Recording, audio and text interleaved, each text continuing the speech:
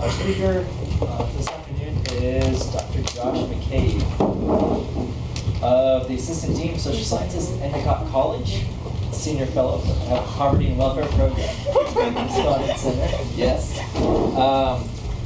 Josh got a Doctor of Philosophy and Sociology at the University of Albany. Sociology. Sociology, what did that say? I'm no philosopher. Oh, that's philosophy. Doctor of Philosophy in Sociology. That's what this PhD in Sociology at the University of Albany. He is the author of The Fiscalization of Social Policy, How Taxpayers Harm Children and Fight Against Child Poverty with Oxford University Press, where he looks at the growing use of tax credits as social policy and its effect on child poverty in the US, Canada, and the United Kingdom. He's published in a variety of publications, including, on a popular level, magazines such as National Review, American Affairs, and Commonwealth. Josh is the former Associate Director of the Freedom Project. The old Luke, you can call me.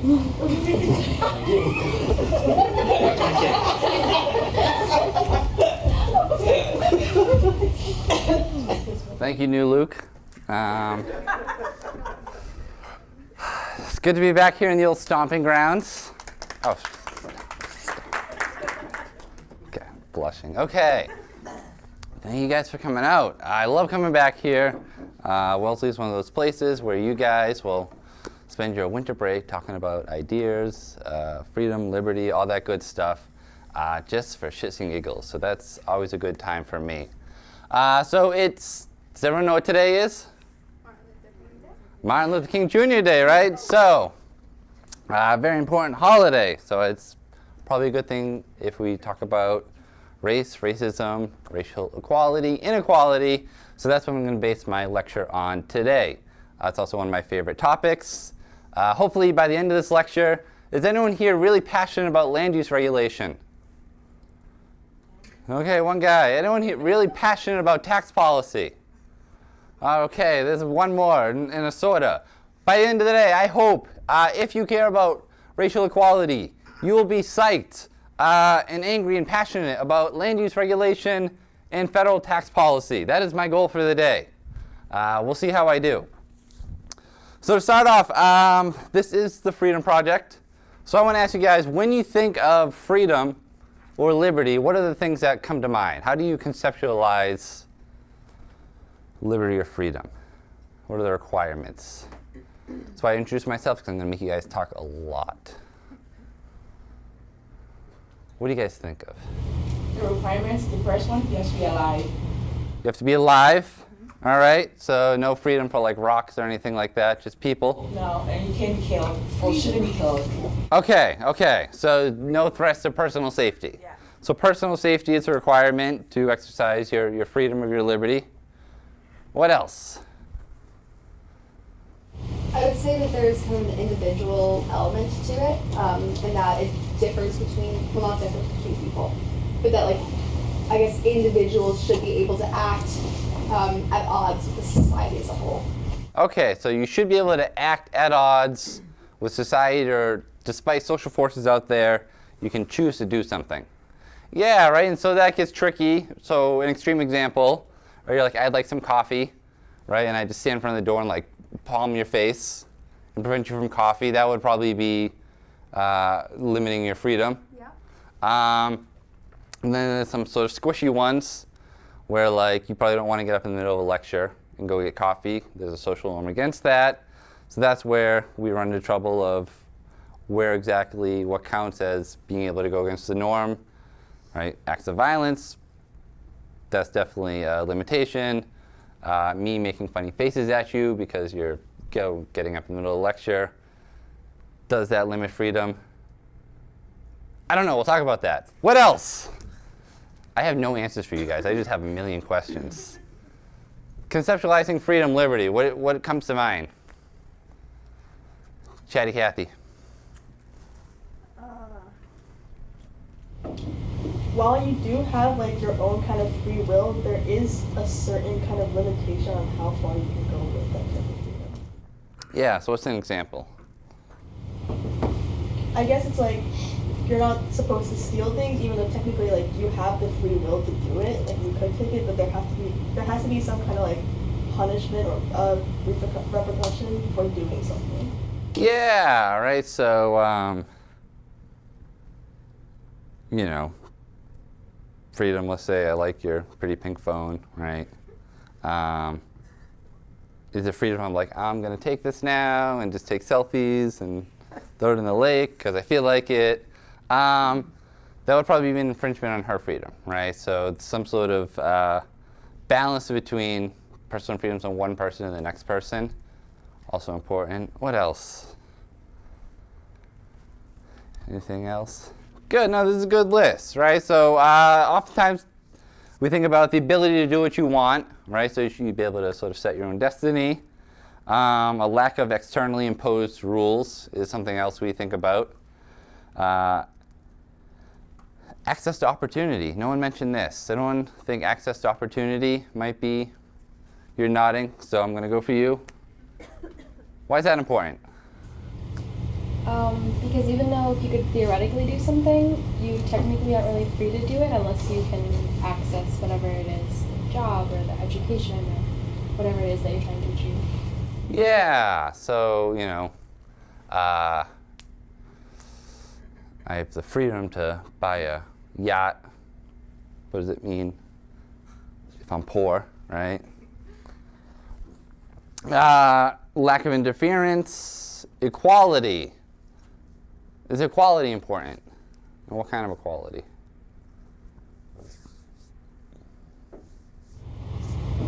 Well, and this might be a little bit controversial, but I think you could argue like equality of opportunity as opposed to equality of outcomes. That's definitely an argument that's being had at the moment. But you know, having all the same, you know, the access to education, the access to financial institutions, and the access to, I guess, or the ability to have your voice heard in the government. So equality and representation as well. Yeah, so equal opportunity or access to all these sorts of things that we think freedom or liberty is important for, right? Yeah, so for a lot of people, freedom is important because freedom in and of itself, right? So for a lot of libertarians, it's negative freedom, right? You can't stop me from doing what I want, and that's important in and of itself. What about positive freedom? Has anyone ever heard of this phrase? You guys take philosophy classes? Tell me about positive freedom. It's freedom to as opposed to freedom from. Yeah, is it at odds with negative freedom?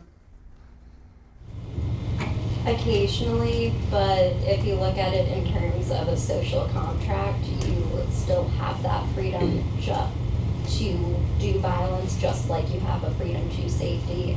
However, when you choose to exercise one, you're violating that contract and thus can be punished with extreme prejudice.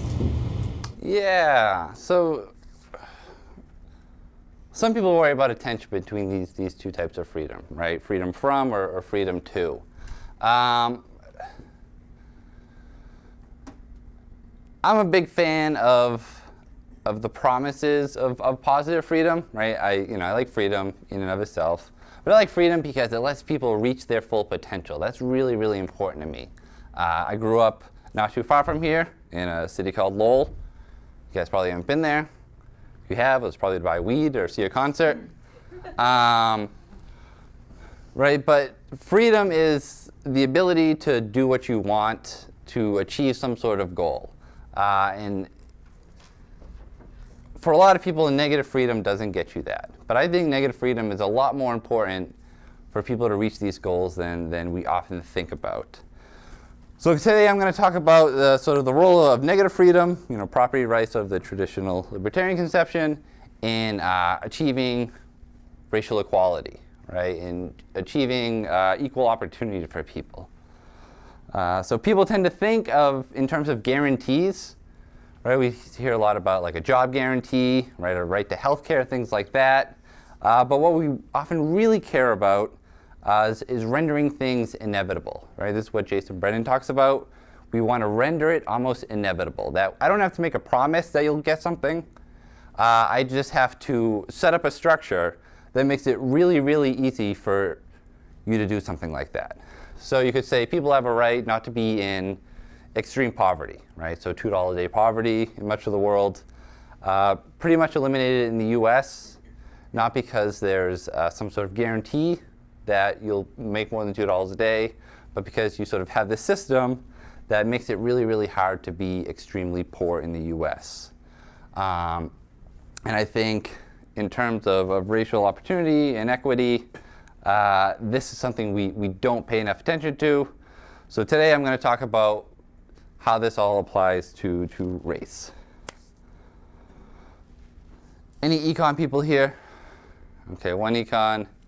Sociology people here? No sociologists? Okay. So, we'll start with sort of a basic economics lesson. Has anyone heard of this guy, Gary Becker? I love Gary Becker, right? Is he still alive? Does anyone know? Obviously, I don't love him that much, because I don't know if he's alive. But Gary Becker is one of my favorite economists because he takes this sort of economic way of thinking. He's what? Not alive. Not alive. Died Okay. 4 years ago. So God rest his soul. You guys should read his stuff. Gary Becker has studied all sorts of really interesting things, but one of the things he did was try to study racial discrimination from an economic perspective. So as a sociologist, we study a certain way, psychologists study a certain way. He was one of the first guys to really look at it as an economist, and I think it's a really, really important way to look at things. So he tried to look at sort of costs and benefits to discrimination. So if you talk to an economist, you're all weird, right? And everything's like a cost-benefit analysis, and you sort of do everything out. That's a total oversimplification, but it's fun to do as a sociologist. So he wanted to look at under what circumstances people might indulge in what he called sort of a taste for discrimination. So for him, market competition was really good insofar as if you're trying to hire someone, right? If you're an employer, you're looking for a worker. What are you looking for in a worker? Someone who is, I guess, has a low cost of labor and high output. Yeah, you want to pay them very little to produce a whole lot, right? If you're trying to sell something, what are you looking for in a consumer? Money. They're going to pay a lot, right? So for Becker, the question for him was, under what circumstances would these sort of laws of economics help root out discrimination, and under what circumstances might they not? So for him, he saw the market competition as a way to root out discrimination. All right, so let's say you wanted to, say does anyone here watch football? Yeah, I don't, so that's why this metaphor is not going to work if you guys don't watch football, because I need to have you guys carry it. No? Okay, all right. I'm thinking of another one. The Super Bowl? Super Bowl, okay. Do you guys know who the New England Patriots are? Yeah. Okay, cool, excellent. We can go with that. Okay, so let's say you're Bill Belichick, right? You got on a sweatshirt and a grumpy face, and you're trying to put together a team. He's the coach, right? Yeah. He's the coach. Yeah, he's the coach. Yes. He's the coach of the New England Patriots, right? And he's putting together a team. What factors is he going to look for when trying to put together a team? Good players. Good players, yeah. But also he might have a budget for like. He's got a budget, so he's got to weigh it. So he can't just spend limitless amounts of money, right? So he wants the best players for the cheapest amount possible. Who are very popular so that you can sell a ton of merchandise. Very popular, so you can sell a ton of merchandise. Little number 12 shirts everywhere you go, right? Yeah. So what would happen if Bill Belichick said like, I really don't like black people, so I'm not going to hire them? What might happen? An army of Tom Brady's. And an army of Tom Brady's? Well, there's only one Tom Brady. Right, so imagine the Patriots without any black players. How do you think they'd do? Wouldn't be Or as good. not great. Yeah, they'd suck, right? Has anyone ever heard the curse of the Bambino? Yes. Karen, tell us, what's the curse of the Bambino? Do you remember? Yes. Babe Ruth. Babe Ruth. Right? Any Red Sox fans here? I'm not going to ask that. People from New York and Connecticut. Right, so the Red Sox. This idea of the curse of the Bambino. The Red Sox traded Babe Ruth in 1912, I think. Anyone know? I think it was 12. Yeah. 1912, right? They used to be really good, and then they sucked for 86 years. Just terrible. And people called it the curse of the Bambino. They traded away Babe Ruth, who's one of the greatest players of all time. So the Red Sox were a terrible team for a long, long time. And everyone thinks this is curse. But Gary Becker knows better, right? Because he knows about the cost of discrimination. Did anyone know who owned the Red Sox for a very long time? This guy named Tom Yawkey. Tom Yawkey, right? You see like Yawkey Way, Yawkey everything around Boston. Usually they named it after his wife now. Does anyone know why they typically named it after his wife? Because he was a terrible racist person, right? Jackie Robinson. You guys know who that is? Who's Jackie Robinson? First black player in baseball. Tried out at Fenway way before he played for the Dodgers. Tom Yawkey had no intention of signing him because he was a segregationalist, he was racist. He did not want any black players on his team. Right, so do you guys know which team was one of the last in Major League Baseball to integrate? Wasn't St. Louis, it was the Boston Red Sox, one of the last teams to integrate in all of Major League Baseball. Let's flash forward to 2014. Red Sox win the World Series. Does anyone know who was on that team? Aaron, wait, no. Yeah, was it Aaron Judge? No. Pedro Martinez. Who else? Do I have no baseball people here? No baseball players? Well, the team was like half people of color. Oh, Big Papi. Right? Big Papi, Bronson Arroyo. Who else? No one knows? Wasn't there, I remember watching them play a couple years ago, and there was this one guy who I think was like Puerto Rican or something, who was maybe the Oh, pitcher. right, Manny. Manny Ramirez. Manny being Manny. Pedro Martinez is the pitcher. Right? Team was about half people of color. So in light of Becker's theory of discrimination about market forces, right? So Tom Yawkey was free to discriminate against who he wanted, right? But he paid a huge cost for that, right? Or like all of New England paid a huge cost for that, right? The Red Sox sucked for a very long time. Right, so there's this evidence that if you engage in racial discrimination, you're going to pay a price for it. So this makes us think that in a lot of ways, negative liberty can be really, really good. We've had follow-up research looking at this in different ways. So have you guys seen any of, I don't know what an audit study is? So an audit study is when you send two people in with sort of similar identical resumes, and you change everything but like their race or their gender, or you can like change their names. So like names are very gendered. So if you have like John Smith and you have like Sally McBride, we know Sally's probably a woman and John's probably a man. They've done this with names. Names are highly racialized, right?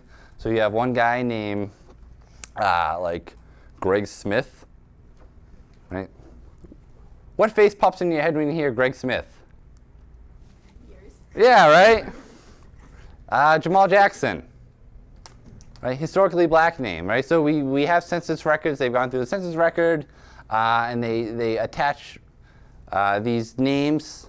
They're highly racialized, so when someone reads it, they know who they're going to picture. All right, so the audit studies will send out people, right? Similar black guy and white guy, or a white-sounding name and a black-sounding name. And they see how many of them get callbacks. And Diva Pager, someone ever heard of her? She tragically just passed away. I'm going to write her name because you should read everything she wrote.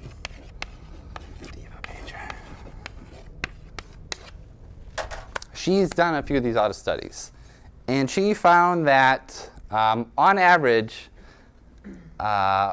resumes purportedly from black applicants are half as likely to get a call back as resumes from white applicants, right?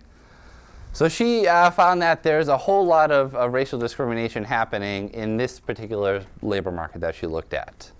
Right? And a lot of people looked at the study and they said, oh wow, like this is evidence that discrimination is a big problem.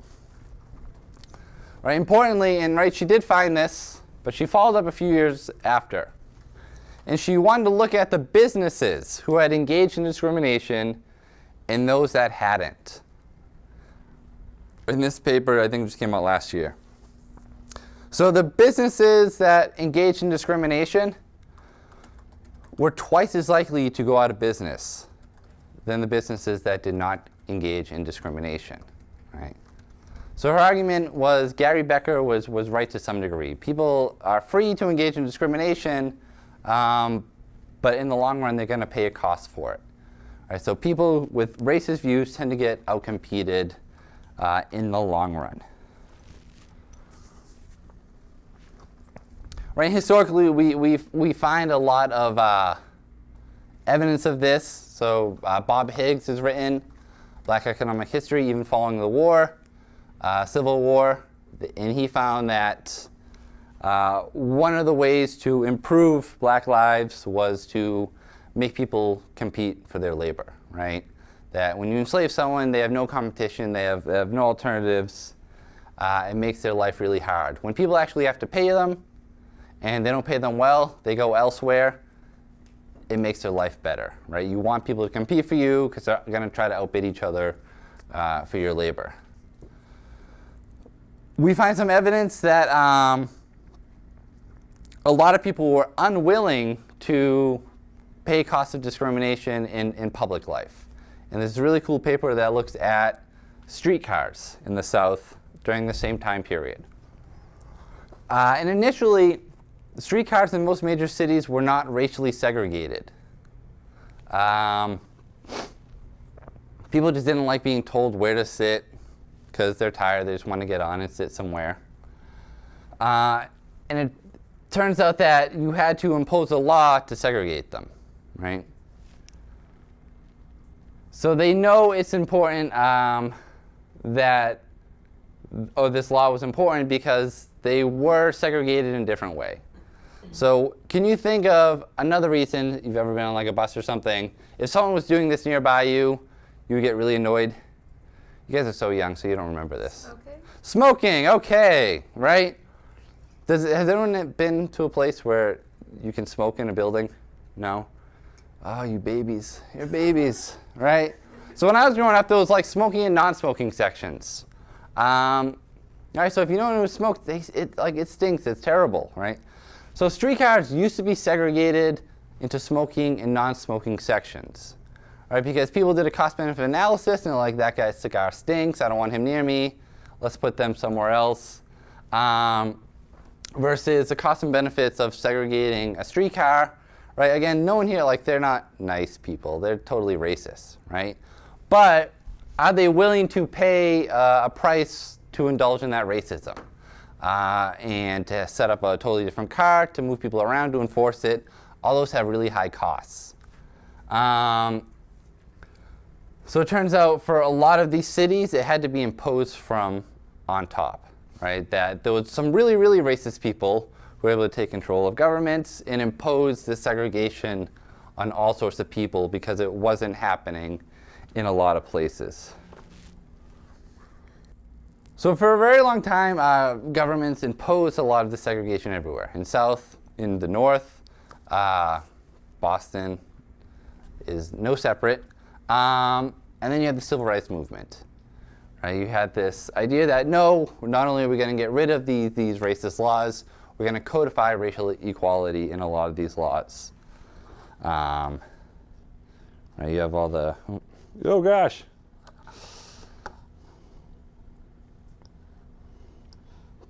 There we go. You have the Fair Housing Act of 1968. You have the Equal Employment Opportunity from the Civil Rights Act of 64, Voting Rights Act of 65, Brown versus Board of Education in 54. So you have the Civil Rights Movement to bring equality before the law. So almost all laws that have an explicitly racist intent are sort of slowly wiped off the books. Is that enough? You're saying no. Why not? Well, just because you change the law doesn't mean you change people's minds or attitudes. So law is one thing, minds or attitudes are another, right? So, it says I can't discriminate, but I can still use like racial slurs and not hang out with people that I don't like or something like that. Yeah, so hearts and minds, that sort of argument. Also, there's the fact of de jure versus de facto. Yeah. Keep going. Well, I think that de jure is the law, or it's the opposite. De jure is the law, so just because you change the law, de facto means that people can still practice it, although it's not on the books.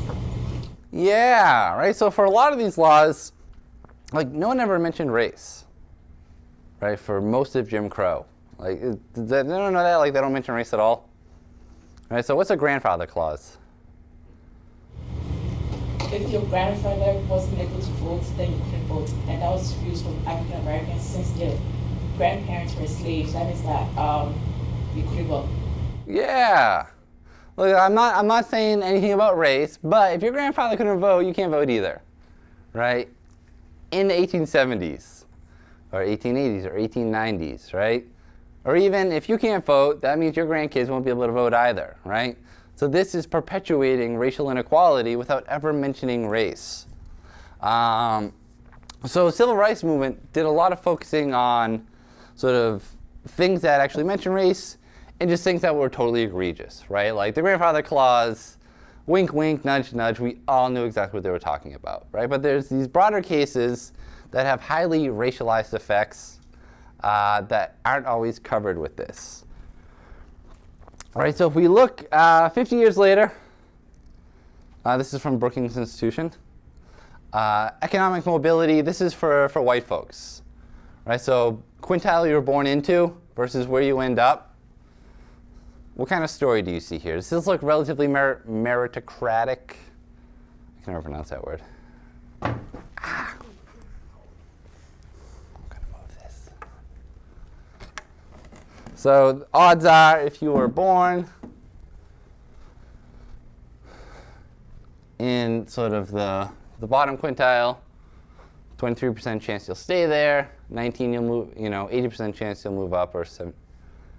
Right, so for white folks, like in the U.S., this is relatively meritocratic, right? You can have lots of upward and downward mobility, right?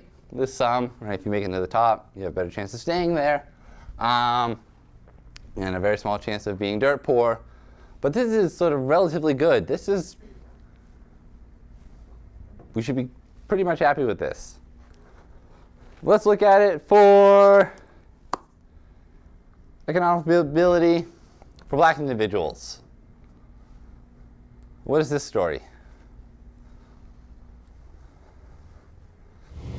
This story says that even if you're born better off, then you're more likely to slide downwards and not have the same, economic opportunities. Yeah, so more slide down. In one look, top quintile, they don't even have enough data, right? There's enough sample size here. So that's just blank.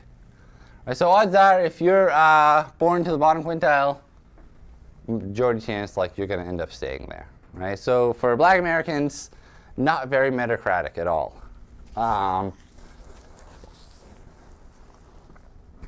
Right, so how can this be, even though we've had the civil rights movement, we've got these wonderful markets constantly working to root out discrimination, and this is what it's like today. Right? This is a huge problem. Right, so you don't even have to worry about like equality of outcome. If you just worry about equality of opportunity, something looks amiss here.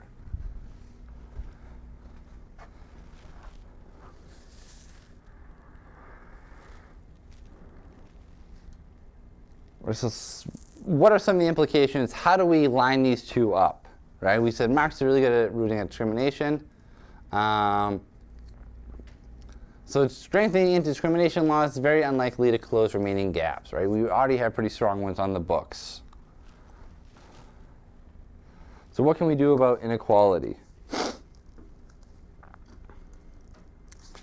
I'm not going to talk about them, but we can talk about them briefly. Education and criminal justice reform, right? We've talked about de facto. What are some issues with education and criminal justice in terms of racial inequality? Well, in terms of education, if a lot of Black Americans are already in more impoverished areas, and the way that a lot of the public school systems work is that their funding is being drawn from the area in which you live, the schools that they go to are going to be very much underfunded compared to the schools in more affluent areas. Mm-hmm. And so assuming that race and class is at least somewhat correlated, then it would result in education being the same way. Yeah, so for Becker's theory to work, right, that I want the best worker for the least amount of money, why, not getting an education, why is that going to be a huge problem? Education level and class is very highly correlated, and so if you are unable to get a good education or higher levels of education, then most likely you're going to end up making less money relative to people who are more educated. Yeah, so the pool of workers you're drawing from, you want highly skilled workers. If one set of workers is systematically disadvantaged in terms of the skills that they're able to build through the education system, they're not going to get hired as much, or they're not going to get paid as much. Right? So education is going to be a huge issue, because that's happening before they even get to the market. So if you come to the market with skills, fewer skills than other people, you're going to have a harder time getting a job or a better paying job. Right? So the market, probably not much it can do there. Criminal justice reform is a big one now. Why is criminal justice reform important? I think it was the 90s. They passed a series of laws that essentially criminalized and instituted harsher penalties for drug offenses, which tended to be highly unequal, I guess, in who they were targeting. So it tended to be, I think, African Americans who were most harshly impacted by the passage of those laws. Yeah, so the classic example, if anyone knows this, is sentencing for cocaine versus crack. Same chemical makeup, right? Let's just be clear. Same exact thing, one's just mixed with like some household items. The other big difference, cocaine is for like rich white dudes on Wall Street. Crack is for poor people of color. In crack, I think the sentencing disparity, does anyone know the number? It was like 1 to 100. 1 to 100? And then down to 1 to 18. Oh, progress. Okay, cool. All right, so 1 to 18 after progress. So even without mentioning race, if you're dealing with cocaine, right, which is largely a white clientele, right, you're probably a white person. The sentencing for that is going to be a lot different from crack cocaine. Black clientele, you're probably going to more likely be black. You're going to get a harsher sentence for selling the same exact, in terms of like its effects, drug, right? So you have racial impediments. Why does it matter if someone goes to jail? How might jail be an impediment to your life? Let's unpack it. I'm going to be a sociologist. Let's unpack this, right? Let's unpack it. First, you have like many years of your life taken away, during which you could have been making progress doing something. And also, after you leave jail, it's on your record, and you are required, in most cases, to show any of your employees. So then you lose a lot of opportunities that way as well. Yeah, so the opportunity cost, things that you could have been doing in that time, right? Building skills, moving up the ladder at your job, right? Over life cumulatively, that's going to put you at a disadvantage, right? That's why jail is super bad. When you get out, you sort of got that stigma, right? It's much harder to get a job afterwards. So that's going to impede your economic progress after that. What else? Well, a slightly, I guess, like, broader level, like, removing a lot of individuals, this also disproportionately affects African American men. And I think there's been a lot of research on how that then impacts African American communities, with the lack of, strong male role models, single parent households. There's, I guess, a whole like waterfall of effects that can happen from that, those acts. Yeah, right, sort of the missing millions, right? These aren't just like, Chuck is in jail, right? And it's like, oh, I miss him. It's like, no, like, he was a brother or a son or a father, right? And he's part of a family unit. And this is going to affect the broader family unit, right? The broader community. People in the social network are going to be affected by this, right? So if you remove someone, whether it's for economic reasons, social reasons, familiar reasons, it's going to have an impact on everybody around you. So what just happened in Florida? That's to do with criminal justice reform.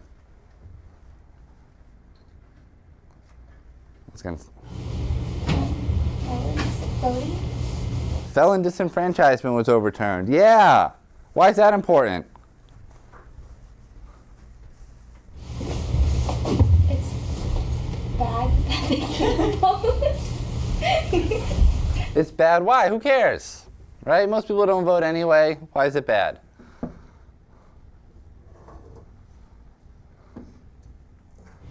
Their voice has been taken away due to an offense that is systematically targeting Black people, which is also taking away their right to do anything to stop this. Yeah, right? So you create this cycle where it's not just sort of random disenfranchisement. This is sort of systematic. It's highly racialized. So you have people who are most affected by policy unable to change it with their vote, right? And we know historically a lot of these felon disenfranchisement laws have totally racist roots, right? So back when they, in Florida, for example, make something up, arrest someone, put it on their record, you could disenfranchise them, holds over till today, right?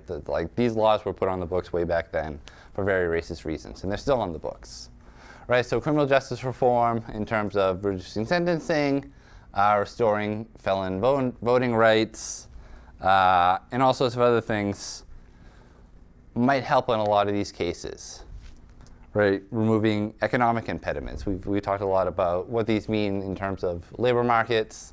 These can all be really, really important.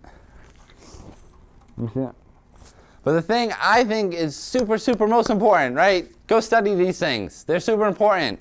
But the one most important for me is racial segregation, residential segregation. Still huge. Think about the neighborhood you grew up in. Did most people look like you? Probably, right? We know that neighborhoods are still highly, highly segregated by race and class, not gender. Who cares? Why is this important? Where you live, what does that mean? Where you grew up? Well, in the United States, where you live connects to the type of education that you're gonna get, because they use that to zone, I guess, schools, and depending on where you live, you might be living in a richer community that has the resources to fund your schools, or you're in a poor community that doesn't have the resources to fund the schools. Yeah, would you guys rather grow up in Wellesley or in Brockton?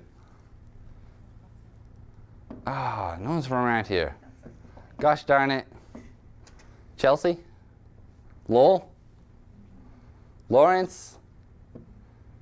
Oh, you guys are killing me. I'm trying to think of a New York reference, but I don't. I mean, you could just go by avenues in New York and people would sort of get it. I mean, I don't know if it's the entirety of New York is ridiculously expensive at this point. So Yeah. it's So I guess just a it's like- degree of millionaire.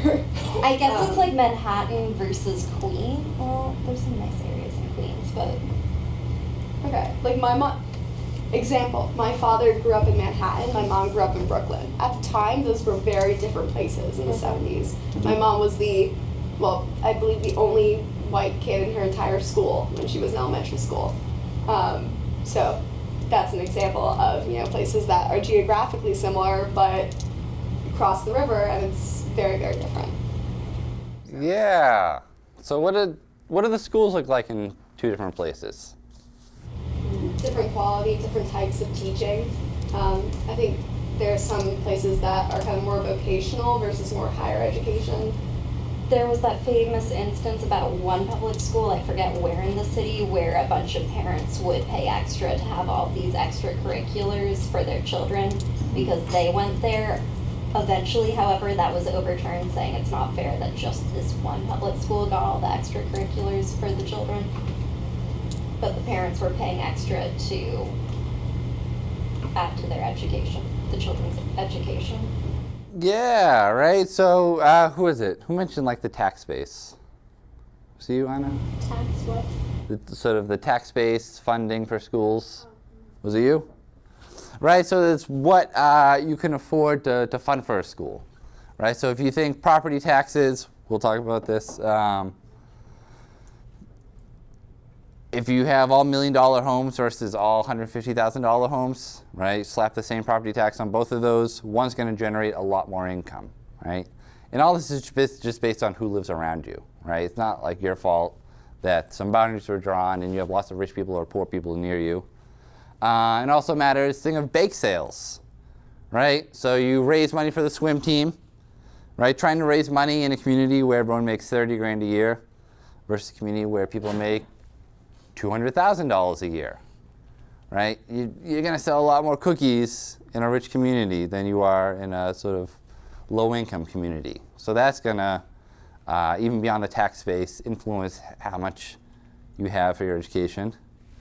Were you going to add something, Virginia, from Virginia? Even with magnet schools, not just public schools, but the schools that sort of like collect the gifted kids from all around the county or the city, it's still very racialized and biased because, of course, for example, I went to just the local public middle school. My sister went to the magnet one 7 years later. And she had no black people in her school whatsoever. And it's because,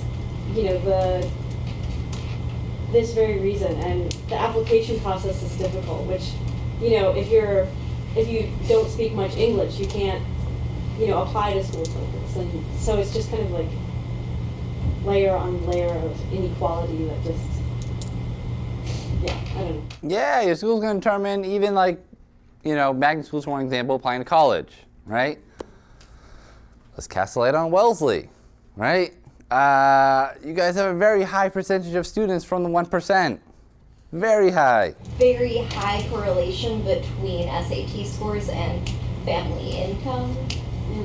Right, so there's a correlation between SAT scores and family income. The New York Times published an article a little while ago that was these top schools have more people from the 1% than the bottom 50%. And it was this whole list, and I think Wellesley was on it.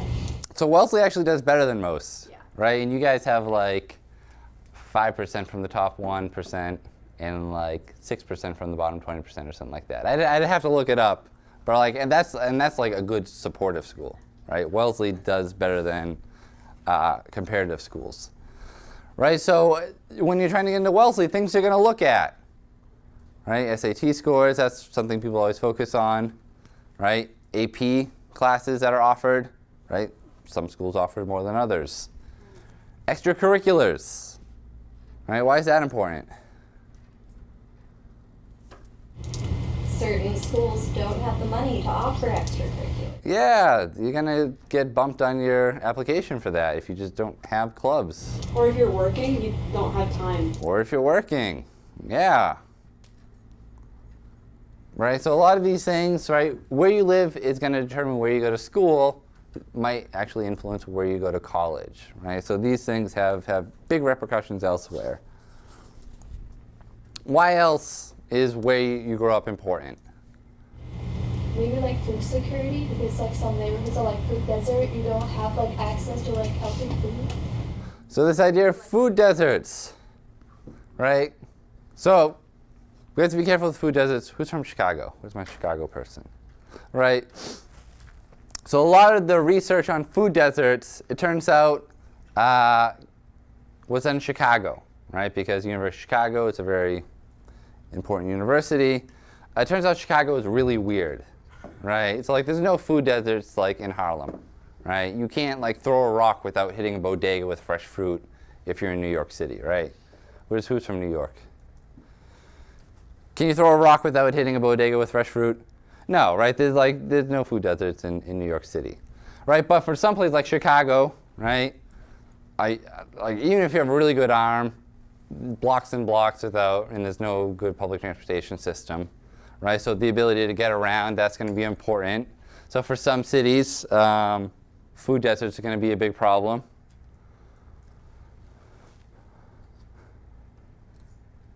Anyone here ever worry about their safety growing up? Take the long way to school? No? Lucky duckies, right? Something as basic as like safety, right? Can you walk around your neighborhood? Can you go to the park without your parents around, right? That's going to be based on what neighborhood you grow up in.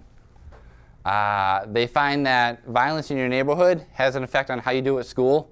So they've done some really cool studies where they look at was there a shooting within a certain range of where you live and how well you did on the test the following week.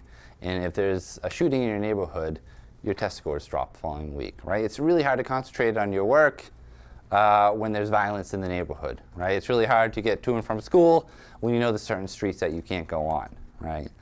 So these are all things inherent in a neighborhood. It's going to influence your social network, right? Why are social networks important? Because in business, a lot of it's about networking and who you know. Yeah. Let's look at my family, right? My father was a firefighter in Lowell. His brother was a firefighter. His other brother was a firefighter. His father was a firefighter. My cousin's a firefighter. Do you see where I'm going with this? Why are social networks important? You kind of become who you know. Yeah, right? When you're learning about different careers, you go around who you know, right? And a lot of times it's going to be family, but it's going to be people in your neighborhood, right? Does anyone in your family know a doctor? Does anyone in your family know a lawyer, right? These are sort of high-paying jobs. Or does anyone in your family know someone who does HVAC, right? Or plumbing, or a well-paying trade, right? So if you don't know any of those careers, like you don't even know how to get into it, right? So like I'm a PhD sociologist, right?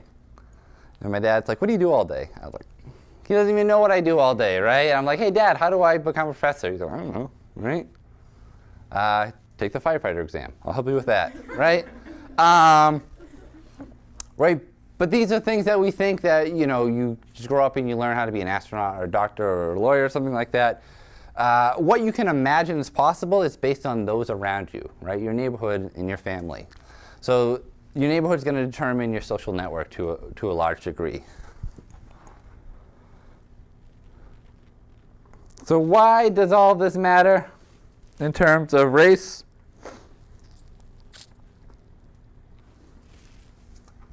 So we often talk about racial issues as class issues, right? Or the problem isn't necessarily that they're black, it's that they're poor, right? And they have similar problems as poor white people. This is from Patrick Sharkey, another good sociologist you should all read. He actually looks at where families grew up, right? And this is sort of an older cohort, right? This might be your parents, right? You guys are all born in like the 2000s, right? Ah, little babies, right? versus people born 85 through 2000, right? So this is like my cohort until like right after you guys, or before you guys. Right, so this is where you are on the income ladder and the concentration of poverty in your neighborhood, right? So did you grow up in a neighborhood with less than 10% poor people there? 10 to 20, 20 to 30, or 30 or more? This might be confusing. Can anyone interpret this chart? Right, so this is for black families, this is for white families. So this is how high up the income ladder you are. What jumps out here for anyone? It can be kind of tricky, so I might not explain it well. That people who are white tend to be in wealthier neighborhoods, regardless. Although it is decreasing, I guess. Like they're more likely to be in slightly less wealthy or affluent neighborhoods over time. Yeah, so if we think of concentrated poverty, like we know this is a big issue. Sort of lack of resources, lack of networks, lack of access to all sorts of things you need. Living in a highly concentrated poor neighborhood is not good for life outcomes. So it turns out for white folks, pretty rare, right?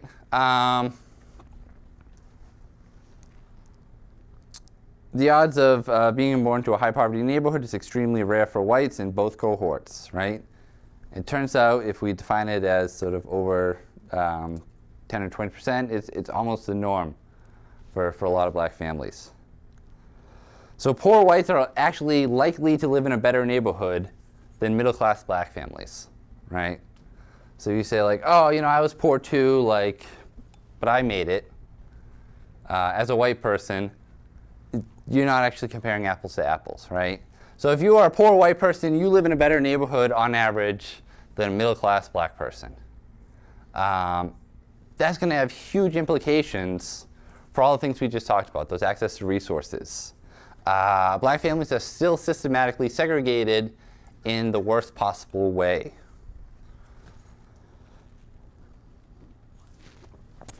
Right, so how do we know that neighborhoods make a difference? So I've made the case that like, oh, neighborhood matters, neighborhood matters.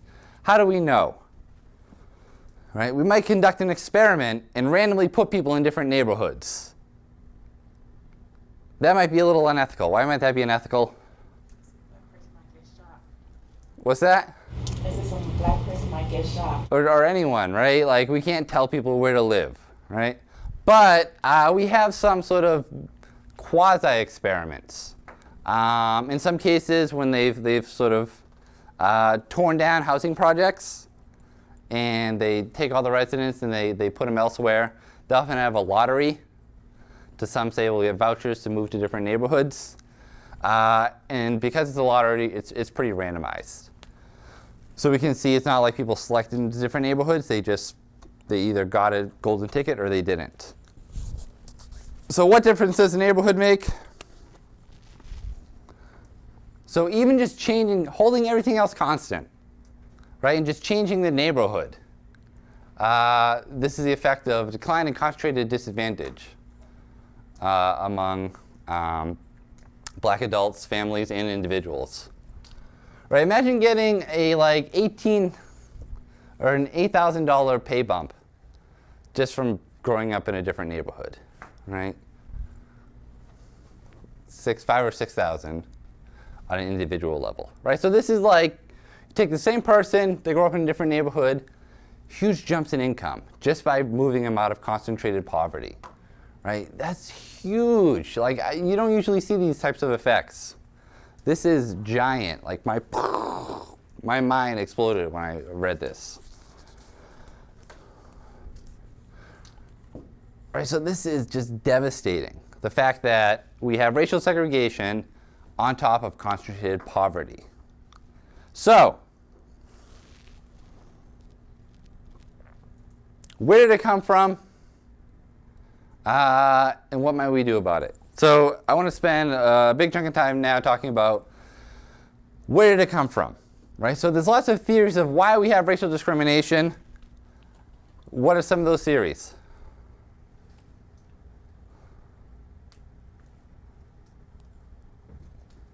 Like, you don't have to like name theories, but like, why might we have racial segregation? Certain neighborhoods are more expensive than others, and for at least individual buildings within the city, you have to have an interview to be allowed to rent or purchase an apartment. Yeah, so you can see the race-class interaction, where if a neighborhood is more expensive, right? It's more likely to be white because white people tend to have more income and wealth already. You also have just old school discrimination. Right? They've done similar audit studies for like Craigslist ads, and again, like Chad Worthington gets more callbacks than what was the other name? They did this in one in Boston. Like Pedro Hernandez or something like that, like Chad, or like Patrick McDonald, or right. So it could be old school discrimination from landlords. Others.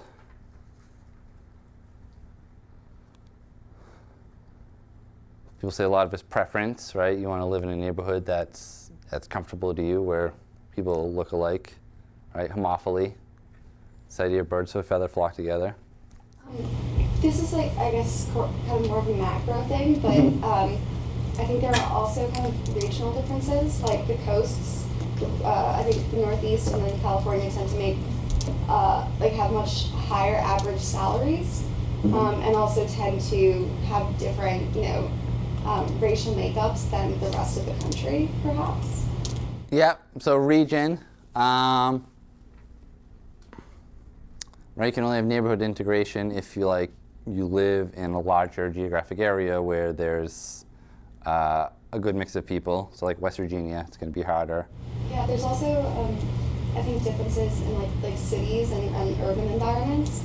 And I'm sure there's a more technical term for it, but it's like white flight. How wealthy, affluent white people tend to move to suburbs outside of cities, thus creating kind of their own conclaves and education systems. Yeah, so we'll talk about that. Yeah, right. All different things, and a lot of people, I think, still put a lot of focus on sort of racial discrimination, right, and personal preference, right? But we sort of talked about why the reasons that those may not be the best answers, right, at least on their own. Because you usually pay a cost for discrimination. So if people are engaged in discrimination, right, they're either paying a high cost, or for some reason they're not paying that high of a cost. We probably want to know why. And a lot of recent work has tried to uncover the government's role in this segregation. So we've talked about de facto versus de jure. A lot of land use regulations, a lot of tax policy, I think reinforces de jure or de facto segregation in ways that we don't have to think about, or ways that are really, really hard to follow that causal chain. So it's worth unpacking that a bit. So you guys should definitely read these. Has anyone? Richard Rothstein, Color of Law. Awesome book, super readable. And Jessica Traunstein looks at sort of the rise of zoning and land use regulations and their racial implications. So I think one of the big problems we have, we often think about things the government should do to alleviate racial discrimination or racial segregation.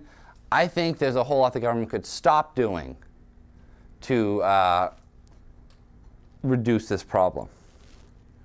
So for the next half hour, I'm going to sort of focus on some of the ones that I think are most troubling, right? Talked about white flight, we talked about the suburbs. Right, suburban subsidies are huge in the U.S. So this is something. Is anyone here political science? Anything? Yeah. Okay. Always study other countries, because then you can see how weird the U.S. is when you study other countries, and this is super important when trying to figure out what policies might be responsible for what. I study Canada, and it's the greatest thing I've ever done. Once you study Canada, you're like, wow, the U.S. is weird. So you can see things like our housing policy is really, really weird. So in the US, 30-year fixed rate mortgage, pretty normal.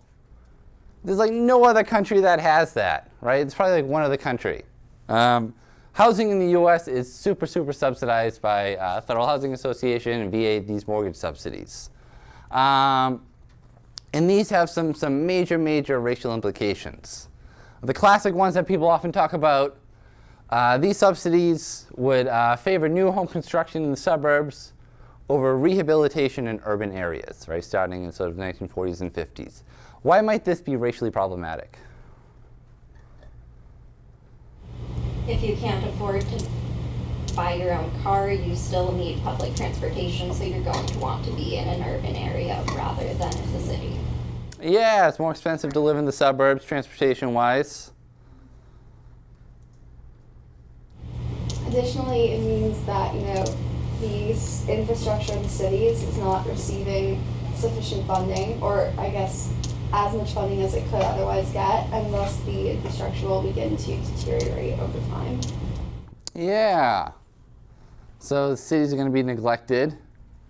Who's more likely to apply to live in the suburbs versus in an urban area?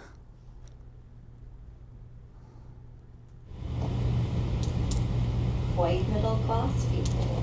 Yeah, right. It's easier to get a loan to live in the suburbs, right, which is disproportionately white, than it is to get one in an urban area, right? So this system, without anyone saying so, is going to disproportionately benefit white mortgage holders over black mortgage holders, right?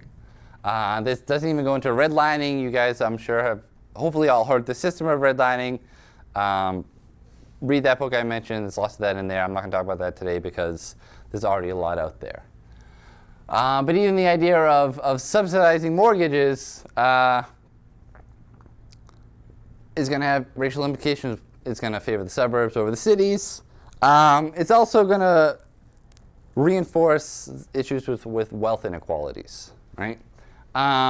What do you need in order to get a mortgage? An income, You need income, credit score, credit score, a down payment. a down payment, right? Usually between 5 and 20%, right?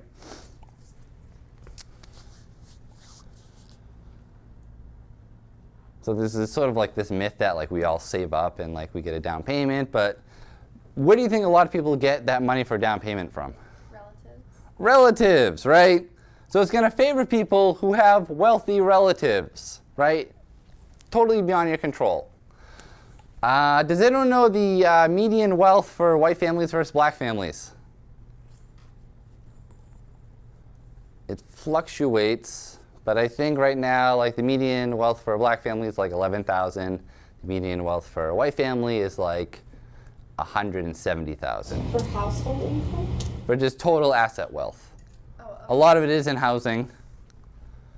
Sorry, but that's wealth, not income. Right? That's wealth, right? So then income is the other big one, right? If you have access to a steady income, that's going to be important. We know there's racial differences there, right? So this mortgage system is set up to reinforce these inequalities based on wealth and income.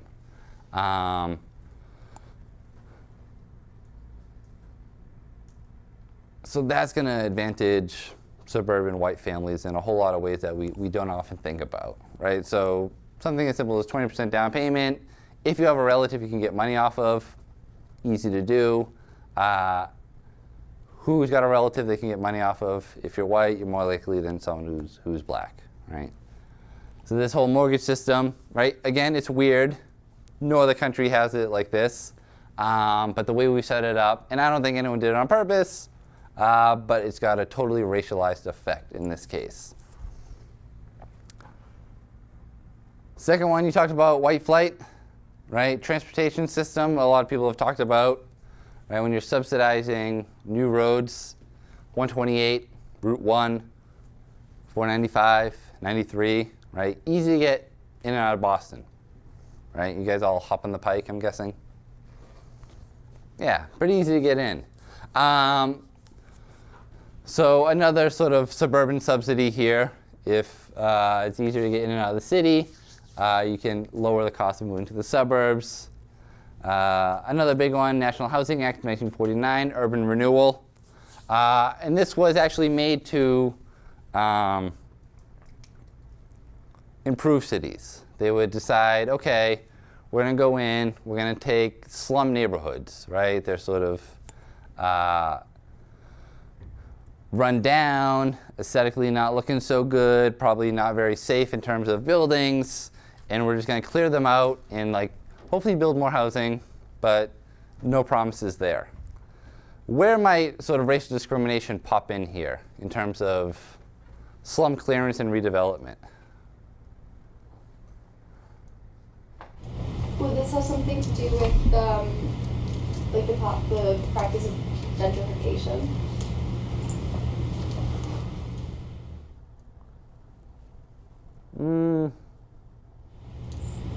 I'm just going off of redevelopment because I know that in certain places it's done. I think New York is a huge one.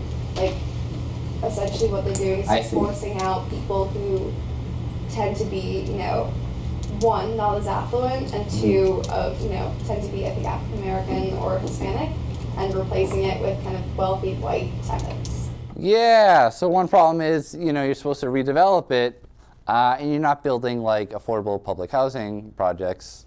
You're building like yuppie condos, right?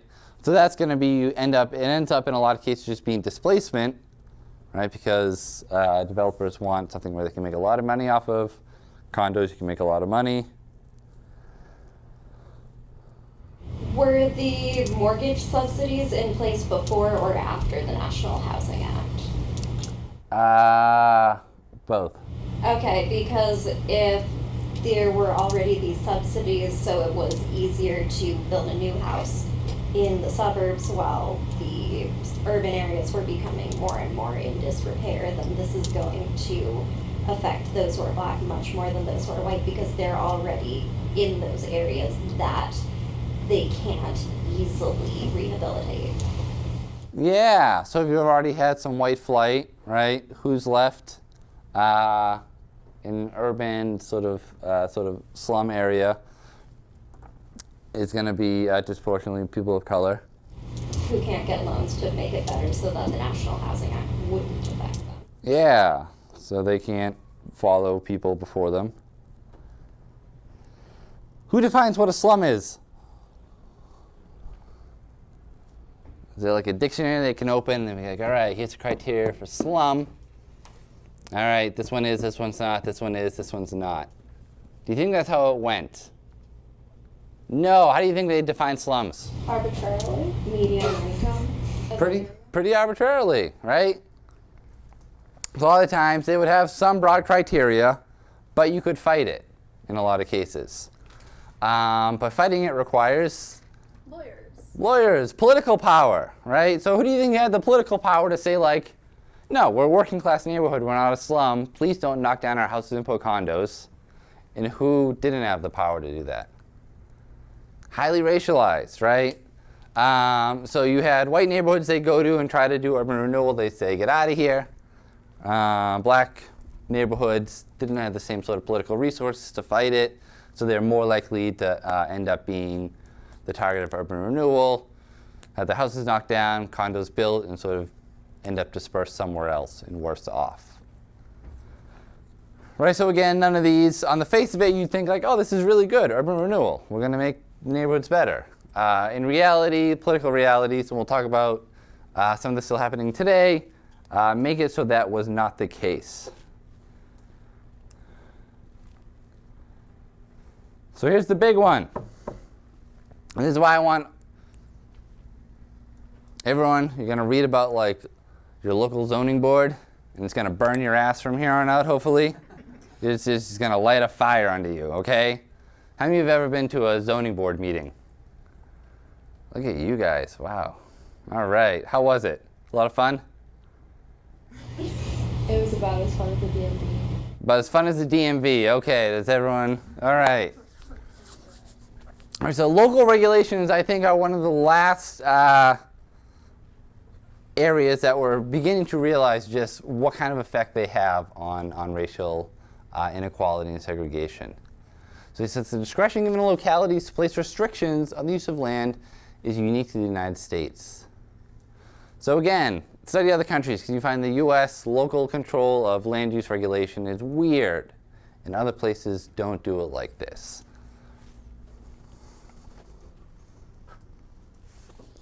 Zoning is another name for this. Right, so we know that land use regulations and zoning have a huge effect not only on affordability, but also on racial segregation. So let's look at Wellesley. Right, I love looking at Wellesley. Something as mundane as minimum lot sizes, right? The size of the plot of land that you need to build housing on. Why might that matter? You want to make sure all the buildings are of a certain size so nothing's significantly bigger or larger to lower the cost of the surrounding houses. Yeah, so you say lower the cost of the surrounding houses. What is this? How does that translate into a problem I'm thinking of? Well, it means that the house that person A bought will be worth less money if person B buys either one significantly larger, encroaching on his space, or build something really ratty looking, which will also bring down the value of the neighborhood. So if you eventually want to sell your own house, you won't get your money's worth for it. Yeah, so if you're an owner, like this is good for you, right? You don't have to do anything, and you can jack up the value of your house. What if you're a buyer? Not very good for you. Yeah, so when I worked at the Freedom Project, do you think I lived in Wellesley? No, I commuted from very far away. Why? Because I can't afford a mansion, right? So like minimum lot sizes, if you require, right, even where I live now, there's some places where they require like 90,000 square feet minimum lot size. Anyone know how big that is? It's like a football field. A football field to build a house. What kind of house do you think you're going to build on that? A single family house. Yeah, quaint little cottage? No, what are you going to build? A mansion, right? And that's what they did. I live in Beverly. Beverly Hills is named after Beverly. So if you require giant minimum lot sizes, you're not going to be able to build that much housing. You're going to build just giant mansions. And it's going to make it really, really expensive for people to buy those houses. Prohibition on multifamily homes. Right, this is a big one. Why might a prohibition on multifamily homes be problematic? So this happened in my town. There was a paucity of affordable housing, and so they were trying to create more, and there were, I think, a ton of zoning restrictions in place that basically caused all of the affordable housing to be congregated in one area of the town. Mm-hmm. And so the rest of it was, I guess, like you were referring to or alluding to earlier, it has to do with kind of the value of homes and the fact that you don't want condos or multifamily homes near you because it, somehow devalues your property value. Yeah, right. And we always talk about like property values, right? And we think like property values are a good thing, right? Oh, this will increase my property value.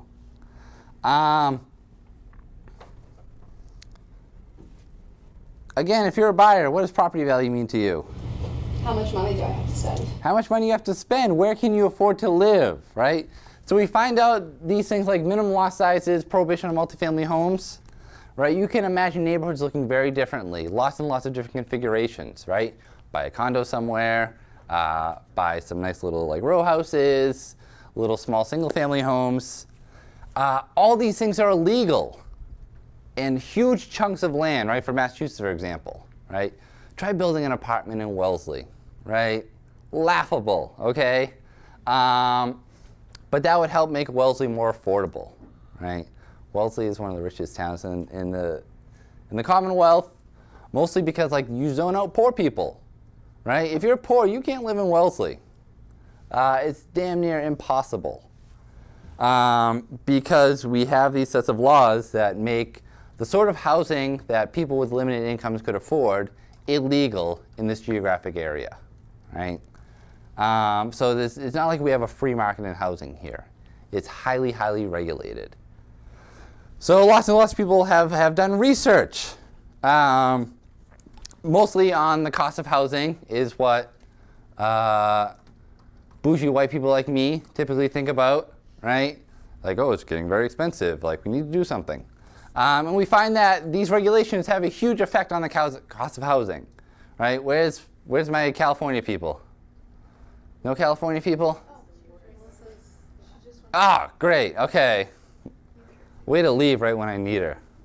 New York people. Where's New York people? Yeah, you can't live there. Right? Massachusetts. Too expensive. Where's my Texas people? Yeehaw. You can live there, right? Makes a huge difference. All right, so we see it's getting really, really expensive to live in, ironically, like the most productive parts of the country, right? Massachusetts, New York, California, lots of well-paying jobs if you can afford to live there. Or you can't even live in the state in a lot of places, let alone in a particular city. But we've also looked at the effects on racial segregation. And we find that when municipalities have larger minimum lot sizes and more prohibitions on multifamily housing, right, the more a municipality makes it harder to become dense, the more racially segregated it becomes. Right, so you can imagine this particular study looked at, what is it, Boston versus Houston, right? And it turns out that Boston is more racially segregated than Houston, Texas, right? That's sort of a mass hole. I'm like, the South, they're all racist, right? But it turns out Houston, they're more integrated, and they do some nice little regression, blah, blah, blah. Turns out you can explain about half the variation in racial segregation to the kind of land use regulations that you can have. So Houston, like, really is the Wild West. They're like, as long as, you don't build a pig farm, you can build anything you want there. I'm exaggerating, but Houston is really, really relaxed. How's Austin? Pretty relaxed? Can throw up some condos? Depends on the area, and things are changing really quickly in Austin at the moment. San Antonio is very relaxed. San Antonio is very relaxed. Yeah, so they're finding that a lot of these regulations are having huge negative effects on racial integration, that they're preventing a whole lot of it. Right? And again, I don't think necessarily that a lot of people are doing this on purpose. They say, like, I'm just worried about the value of my home. Brian McCabe, totally unrelated to me, has done some cool research on this. And it's this idea of this home voter hypothesis that you're really just voting for the value of your home.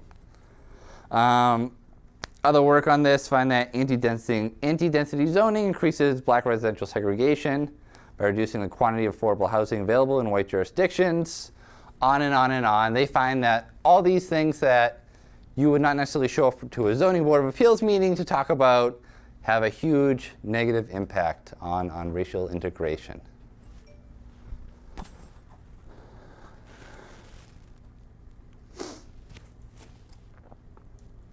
Also, local finance of municipal responsibilities. This problem of fiscal capacity, right? So if you are funding things out of your local property taxes, right? If you have all $1 million homes versus all $200,000 homes, slap the same tax rate on both of them, you're going to get a lot more income or revenue slapping a tax on $1 million home versus a $200,000 home, right? So if people are put in areas of concentrated poverty, right? So like we're all basically free riders, right? I live in Beverly. I have a good income. I don't live in a McMansion down the road with the millionaires, but the fact that I have millionaires living in the same municipality as me, like that's cash money in my pocket, right? Schools are a lot better, right? My taxes are lower because I have rich people living in the same geographic area, right? But for a bunch of reasons, I'm able to live in Beverly. If you're stuck in, right, one of these concentrated poverty areas, right, through no fault of your own, just people living around you, that's going to limit the sort of resources available for your city or your city, neighborhood, or municipality, right? Where is it? Right, so funding education, funding parks, police, these sorts of things are mostly done at the local level. In Massachusetts, they've tried to fix some of this by providing state funding for schools. But you still have a lot of these issues sort of broadly across the U.S. So a quick aside, move from the neighborhood to sort of the national level. School funding. Which state do you think spends a greater proportion of their resources on education? Massachusetts or Mississippi? I said proportion. Mississippi, right? So it turns out a lot of southern states that we think like, oh, they just don't care about education, blah, blah, blah, you know. They just have a lower fiscal capacity, right? Mississippi's poor, Massachusetts is rich, right? So if they set the same tax rate, here in Massachusetts, we get a ton of money out of that just because like a bunch of rich people live nearby. In Mississippi, same sort of tax rate, the base is smaller, they just don't get the same per capita revenue, right? So I charted this out the other day. Like West Virginia spends a ton of money on education, Mississippi, Alabama, like California, New York, New Jersey, not New York, they spend a ton. But Massachusetts, Connecticut, like they just sort of don't try so hard because they have a whole bunch of rich people. And there's no way to send money to Mississippi, right? Relative to other countries, we don't send a lot of money to Mississippi, right? And this is something we don't often think about, right? In terms of geographic distribution, demographically, where do most black people live? In the South? In the South. Yeah, still to this day, right? Everyone thinks like New York, California, but proportion of black people live in the South, right? So not only are they in highly concentrated poor neighborhoods, they're in poor regions of the country that don't get a lot of fiscal relief. They don't get a bunch of resources like you see in other countries, right? So it's almost like a double disadvantage here. So they're not going to be able to fund education, these other services.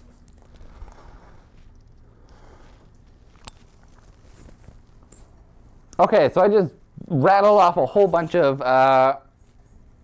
things that I would like to see fixed, right? These land use regulations, either just abolish them outright. Minnesota just got rid of single-family housing zoning. God bless them, I love them so much, right? They just said, like, no, you can't say only single-family housing here. You have to allow multifamily housing. Fixing these sort of financial structures. What are some obstacles?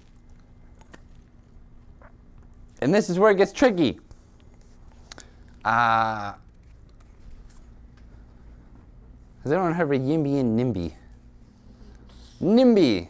No one knows what NIMBY means? Not in my backyard. Right? So like, yeah, no, we need to have housing projects so people have a roof over their head. Just not in my backyard, right? Like, we need to build more housing in Massachusetts because costs are getting out of control. But, like, not in my backyard. Like, over there. Not in Wellesley. Go do it in Framingham.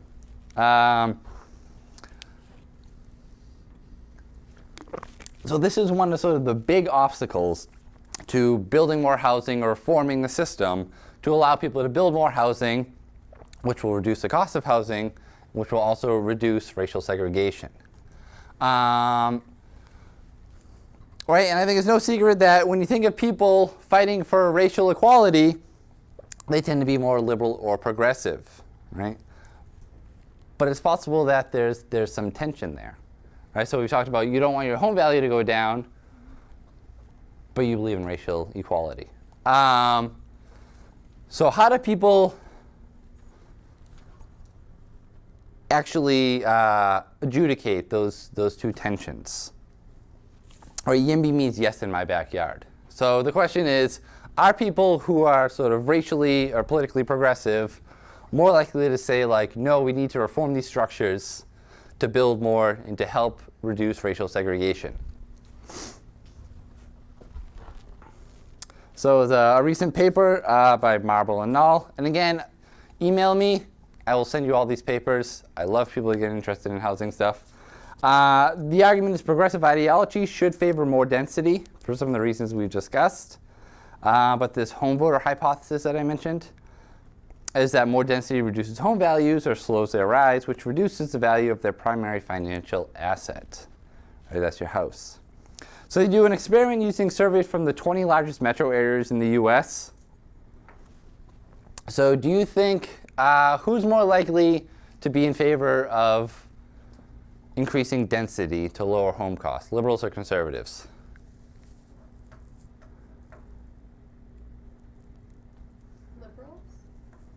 Liberal?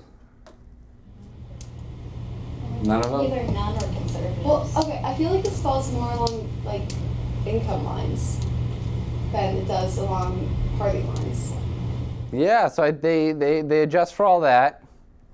So it turns out that liberals are barely more likely than conservatives to support additional dense housing in their neighborhood.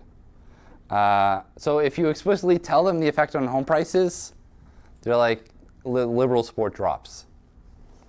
If you tell them about the benefits for low and middle income households, right, you say like, no, this is to help poor people.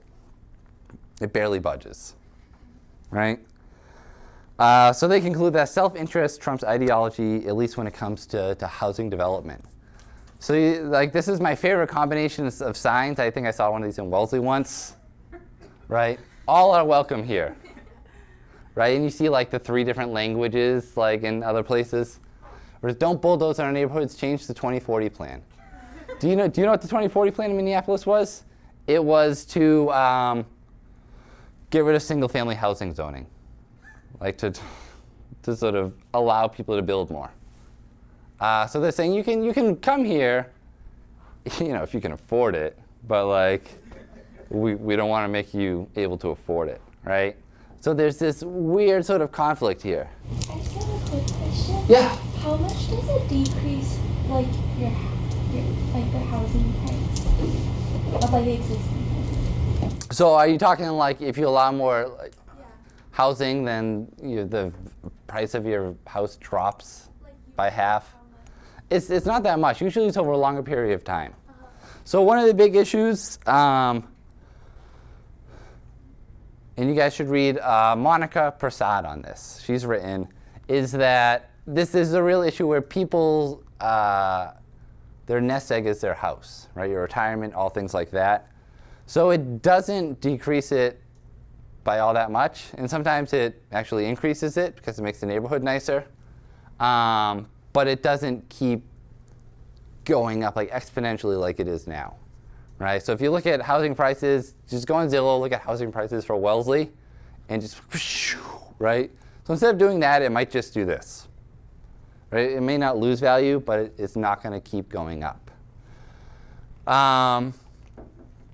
Right, and for every other asset, you're fine with it, right? My car loses value every single day. Everything I own loses value every single day except for my house. But it's not like people are gonna like half the value of their house because they built some condos down the road or something like that. It usually just keeps it steady. Or I could imagine a crazy housing boom might decrease it a little. But you're not going to have like underwater mortgages everywhere or anything like that. Yeah. So the problem is people rely on their housing assets for like retirement. So you build up equity, and Monica Prasad's written about this. In place of like a robust welfare state, people, if have a medical emergency, take out equity on their house, pay for their kids' college, take out equity loans on their house, all sorts of different things. So people are invested in seeing the value of the house constantly go up because they see it as an investment, right? It's not a consumption good like your car.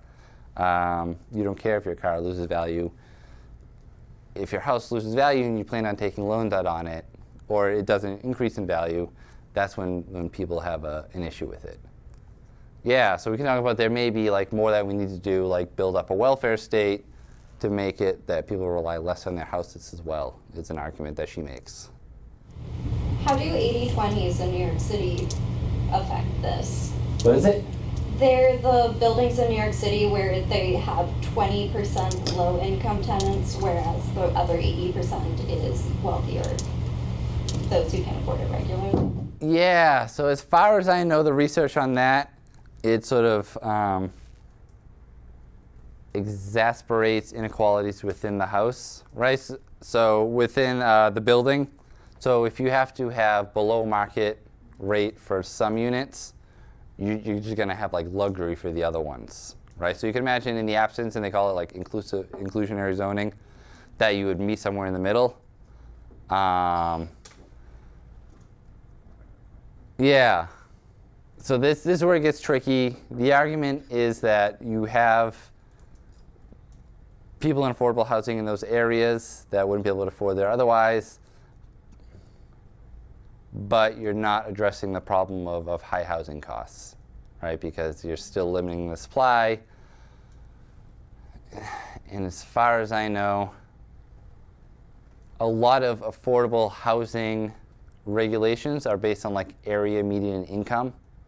So I remember I bought a condo in Beverly, and I looked at to be classified as in need of affordable housing for this particular loan, you have to be making like 80% of area median income.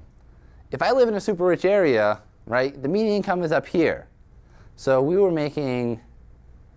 weren't poor, I'll say that. We weren't poor at all, but we got this loan, right? So we were recipients of an affordable housing loan because of that issue where if you do that, the people living in that unit are probably making $50,000 a year, right? They're not rich, but they're certainly not poor, right? Because of the way these area median income requirements are set. So like in theory, it could make a lot of sense, but in reality, it often turns out you're just putting like uber rich people with like sort of solidly working middle class people. Okay. Does that make sense? Yeah. So I don't think they're bad, but I don't think they do what advocates think they do. Okay. Are you familiar with Microsoft's $500 million proposal for the Seattle area? I am vaguely familiar with that, yeah. How does that relate to this? Like, are they just exacerbating the issue, or do you think it's actually going to make like substantive changes in the housing market there? So the problem is Microsoft, and like you'll see, I think Kamala Harris, who just declared today, right, has a plan to help people pay for housing, right? I think Microsoft's plan was something like that. We'll give funding for housing. It's not on the demand side. It's on the supply side, right? So you can throw lots of money at something, but if you don't allow people to build more, it just pushes up rents even higher and higher, right? So it's like more money chasing the same amount of units, right? Supply and demand, the price is going to go up. I was under the impression that they were allocating a certain portion of the funds for construction, but I don't know the specifics on that. So. Yeah, I mean, if they build more housing, then it's good. I would just think like you could spend less money and get more housing if you just deregulated sort of the Bay Area housing market, right? Like it's nearly impossible to build in San Francisco, for example, right, in a lot of surrounding area. And that's the main issue. So I think for me, everything else is just like fiddling around the edges until you increase supply of housing. Does deregulation though then present its own challenges in terms of safety? Like, isn't it dangerous to have a certain number of not only like people per square foot, but then also because there have been tons of horror stories recently about tons of people living in really, really like tight areas, and then there being a fire and that being devastating, which actually may be a result of this. But also then, you have issues about the guess, construction maybe? Like if Mhm. there's a construction boom, then you might get worried about shoddy construction or people not doing their due diligence about like foundations and things. Yeah, and for that I'd say like, yeah, we should keep building codes, right? I think, again, that's just sort of a separate issue, right? And I think the problem's exacerbated now where you have a larger incentive to build illegal housing, right? So basement apartments, things like that, because people are so desperate for housing and they're waiving large amounts of money in front of a landlord, right? They're gonna strike a deal, but it's gonna be an unsafe deal, right? So if you build more, you give people alternative choices, right? So I don't have to take this like shitty basement apartment from this landlord who's gonna charge me $3,000 a month because they're building a ton of housing around me. I'm gonna buy like a studio apartment for $1,200 instead, or rent a studio apartment for $1,200. Right, so by building more, that competition makes it hard to exploit people, right? And it doesn't put people in such a precarious situation. Again, this doesn't mean like you should get rid of Section 8 or anything like that, right? For some people, demand is a problem if you're very low income. But for things like Section 8 housing is sort of this pool of money to help people pay their rent. If a small number of geographic areas are sucking up all those resources because the rents are so damn high, you're helping fewer people, right? So if you get costs down, right, government programs can help more people, right? Because they can give you an $800 voucher instead of a $2,400 voucher. So I think with deregulation, there's lots and lots of fears of what happens. But most of the time, you get more housing. Oftentimes, it's more environmentally friendly, right? Dense housing is way greener than suburbs, right? The one issue I have people heard talk about is like the sewer system. Right, so there's real issues of making sure you update a sewer system with septic tanks and all that stuff to be able to take care of all those issues, or you get some like stinky flooding. But beyond that, it's usually just more housing is the result. You're gonna. Could you also do that by requiring people to actually live in them? Because I know in places like New York and Miami, they have a real issue with, like, I think especially like very, very wealthy foreign people using real estate as a way to not only launder money, but also to park it, and then they buy places and then just don't live in them. So is that also another, I guess, possible remedy? Yeah, so again, that's sort of, I think, a demand side thing, right? Where like, you don't have to worry about the rich people buying up all the houses or units if you just build more units, right? So like Richie Rich can have his houses in 3 different towns, but then the rest of us still have units to live in, right? And it becomes harder to launder money if like the value of the housing unit isn't constantly going up or something like that. Yeah, so a lot of people, for these reasons, they say like, we don't want you to build luxury housing because that's only for rich people. But the way supply and demand works is you increase the supply, rich people are going to build nice houses and live with them, but they're going to move out of somewhere, right? Probably somewhere nice. And that's going to free up housing for everyone else. Does that make sense? Yeah, I guess I'm just slightly confused about the message like build, build, build, when there's so much excess real estate in other parts of the country. Like after the housing crisis, like a lot of things. Yeah. Well, the problem is, I mean, housing markets tend to be very local, Yeah. right? So like, I would love to buy a house in Detroit for 10 grand, but my commute would be killer, right? So therefore, I'm not going to move to Detroit, right? So you want the housing to be near economic activity, right? And, you know, New York, Boston, California, that's where a lot of economic activity is happening, right? And a lot of people are left out of that because they can't afford to move there, right? So you move to lower productivity regions because the housing is cheaper, right? And that just means you get paid less and you have less economic growth overall. Well, I think also that the market would just sort of fix that issue, because if there's already a ton of real estate, I'm assuming that the prices are going down, so like builders won't build as more in those places, right? Assuming that there's already a ton of real estate. Yeah, in people the just area. start moving there. Yeah, so most of the cost of housing, it's not really construction. It's just land acquisition, right? So you can still turn a good profit if you can build 10 units on a piece of land versus one, right? Because you're selling them for a lot cheaper, but you bought that land for a whole lot less as well, right? So in the end, it's sort of a wash, and you're still going to turn a profit there. Does that make sense? Others. So it turns out people tend to, right? So we can talk about, can you rely on sort of a social movement, progressive social movement for racial equity to take care of this? Not so sure. There's also a collective action problem, right? And this is where if something happens, we all get the benefits. But it only happens if we each pay a little bit of the costs, but no one actually wants to pay the costs. And if no one does it, it doesn't happen, right? So zoning and planning board meetings, right? So you can imagine we just saw a Women's March in Washington. Black Lives Matter protests, right? People come out for these things.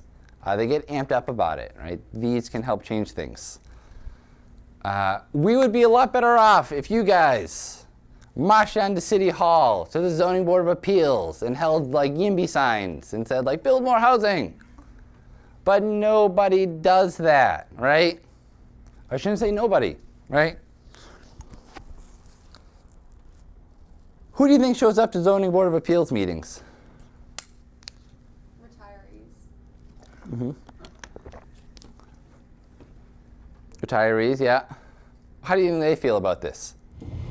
Well, as you already mentioned, they probably want to, keep the value of their property high. Yeah, right? They don't want to pay for more kids to go to school. They don't have kids, right? So Einstein, Palmer, and Glick, another good study. They actually look at Massachusetts and use data from open meeting laws in Massachusetts, right? So you can see who went, who showed up, what they said because of these laws. So they look at 97 communities. And they find that meeting participants are unrepresentative of the broader public in a variety of ways. They're more likely to be older, male, longtime residents, voters for local elections, and homeowners. Moreover, these individuals overwhelmingly oppose the construction of new housing. Almost 2/3 of the participants speak out in opposition to new housing development. A sizable minority of meeting participants, especially housing opponents, are repeat participators.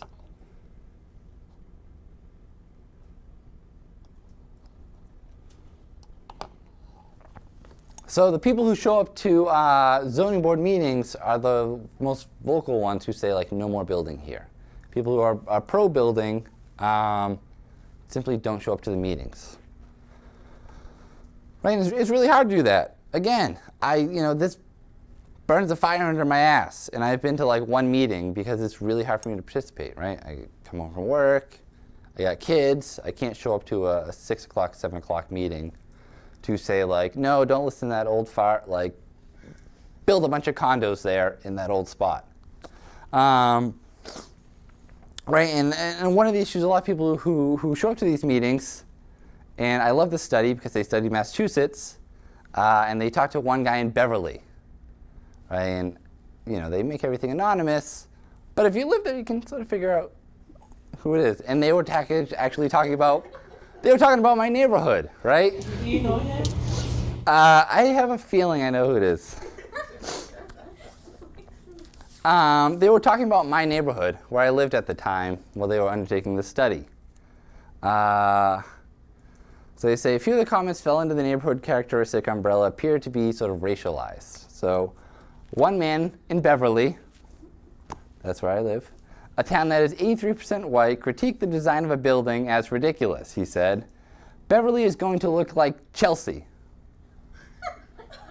Do you know what Chelsea is? Yeah. It's a nice little town outside Boston, which just so happens to be 62% Hispanic or Latino. Right, so it's sort of a dog whistle. When you say Chelsea, right, people of color. Right, Chelsea's 6 towns away. He wanted to ask if there is no restriction put on the building, people might allow Section 8 housing there. You know what Section 8 housing is? Good for poor people. Low-income housing vouchers. Another dog whistle. What do you think he meant? People of color, right? And this was talking about Beverly. Again, like super white bougie town, and he thinks building some condos in this neighborhood are going to turn us into what is his nightmare, like a racially diverse working class town. And I used to talk to people too, right? I lived in a condo, and I'd chat up my neighbors. I remember talking to one woman, and there was like a pit across the street from us, and they were building a condo. And she's like, isn't it terrible? She's like, I own 2 units in this building, and I'm not going to be able to charge as much anymore because they're building all this stuff. And I was like, I actually think that's fabulous, right? That's like the market in action. Like, it will become more affordable to live here. And it's like, no, I'm going to talk to my friend on the city council. She'll, you know. And she's telling me, and she's like, if they start building before 8 a.m., I always call the cops, right? I make sure they get fined, right? And she like slowed this development again, right? I moved into this neighborhood. It's a pit here, a pit here. And now it's like a beautiful parking garage with like housing on top, and the other one's beautiful new housing with like a quaint little like bougie bakery, right?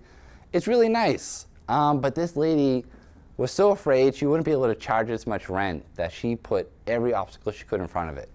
I don't think she was like the racist person saying it was like Chelsea, but she's sort of in the same boat there, right? For very self-interested reasons, she did not want to redevelop my neighborhood.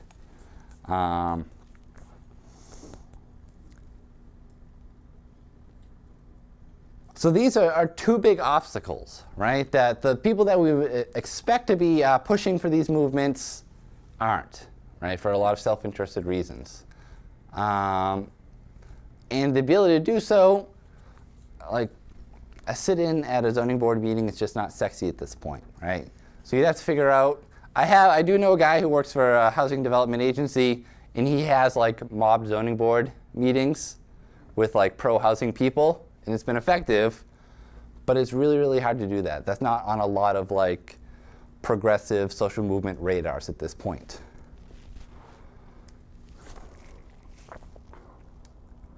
So some things I think that do work, right?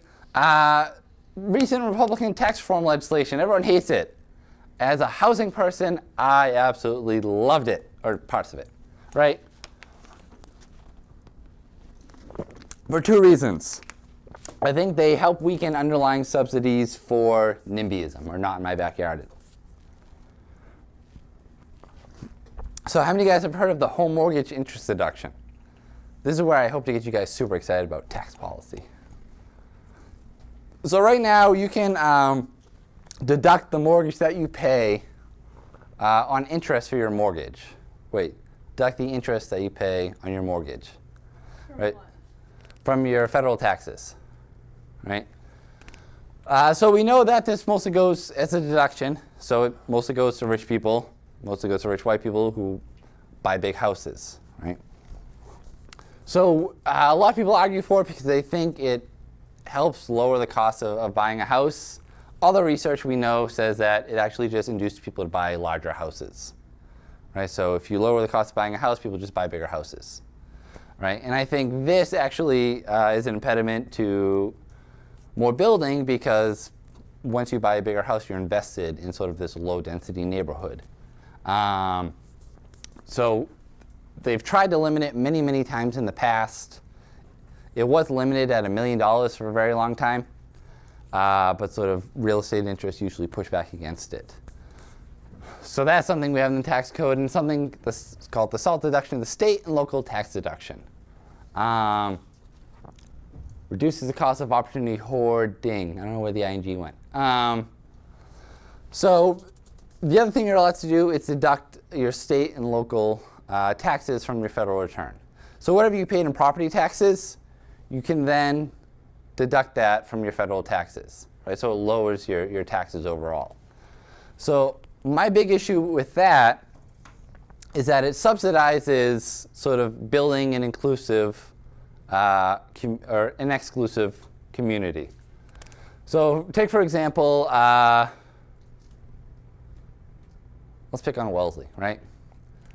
Let's say that you have a $1 million home. Right, let's pretend there's a house as cheap as $1 million in Wellesley for a second, right? And you pay property taxes on that. Let's say your property taxes are like $15,000 a year. When you're doing your federal taxes, you can take whatever bracket you're in. Let's say you're in 25% bracket. You can deduct 25% of $15,000 and lower your federal tax burden, right? So a lot of people think that this helps lower the cost of state and local services. I don't think that's the case in terms of state services, but for local services, I think this allows you to not pay the cost of your home value going up, right? So as your home value goes up, you should be paying higher taxes on it. This helps reduce those higher taxes, right? So you're not paying the cost of your NIMBYism. You're excluding people and you're deducting the costs thanks to the federal government. So California has this issue with Proposition 13, right? Your taxes don't go up year over year because, what is it? You can only go up 2.5% based on assessed value in the year you bought it. So if you exclude all housing and the value of your house skyrockets, you don't pay any extra taxes on it, right? That encourages NIMBYism. Like, it's no wonder California is the way it is. So these two, I think, help lead to racially segregated communities, really unaffordable communities. So we read the news. I don't think the Republicans were like, these are leading to racial segregation, and I better do something about it. I think Republicans were looking for some pay-fors, and they saw like the costs are borne by people elsewhere. But I think the results were actually pretty good for racial equity in this case. So what they did is they doubled the standard deduction, which reduces the number of people who itemize. They reduced the cap on the mortgage deduction from $1 million to $750, and they capped the SALT deduction at $10,000, and they left the cap unindexed. You could spend a whole day talking about tax policy. That means basically they're going to shrink over time, their value, right? Because they're not indexed to inflation.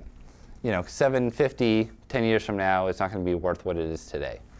So Republicans actually did a really, really good job at chipping away at these tax policies that subsidize wealthy suburbs, right? And insofar as they did that, I think they raised the cost of NIMBYism to some degree, right?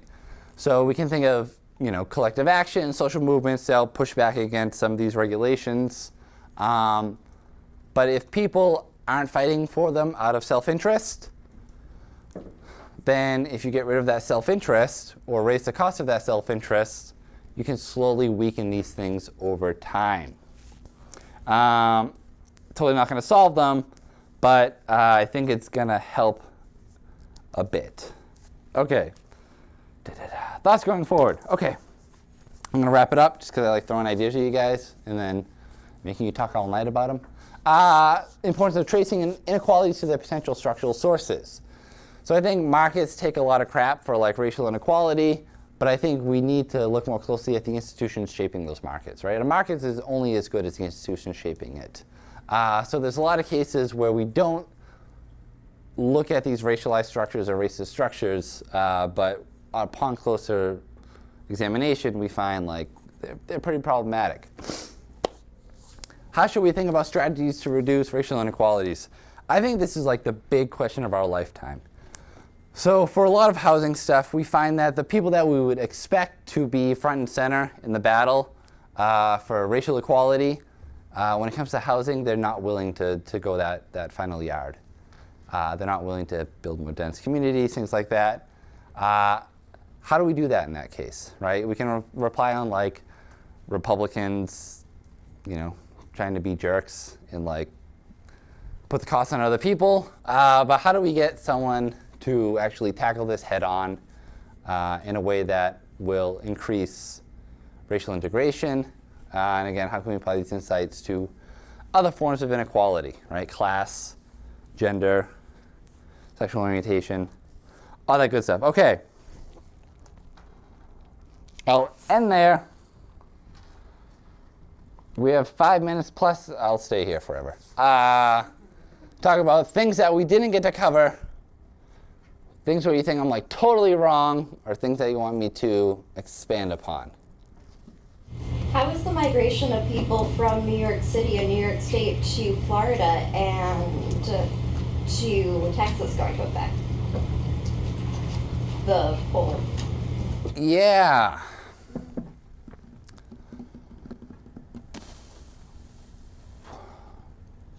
Because it seems like there's a lot of wealth that's leaving. I don't know if it's wealth. I think it's actually people who can no longer afford to live in California, New York, right? So we're getting even more income segregation is moving from the local level, the neighborhood level, to the regional level, right? So like Massachusetts is great if, you know, you're a college professor who makes 6 figures. Not so great if you sort of have a high school diploma and you're working retail or something like that. That's going to be a huge problem. Again, because Florida and Texas can't afford to provide the same level of services, right? So you're exacerbating these inequalities that are self-reinforcing more and more. I've made the case for like an equalization block grant. So like Canada, Australia, Germany, all these countries, they have a particular block grant where they say like, look, we know some states or provinces are like, they're poor, right?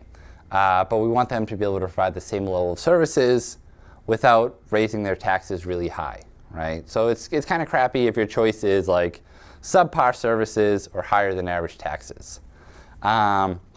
So they have an equalization block grant that says like, here you go Texas, here you go Mississippi, here's a chunk of money, and we find that usually those governments spend them on like education, healthcare, all sorts of things that we typically think of as good.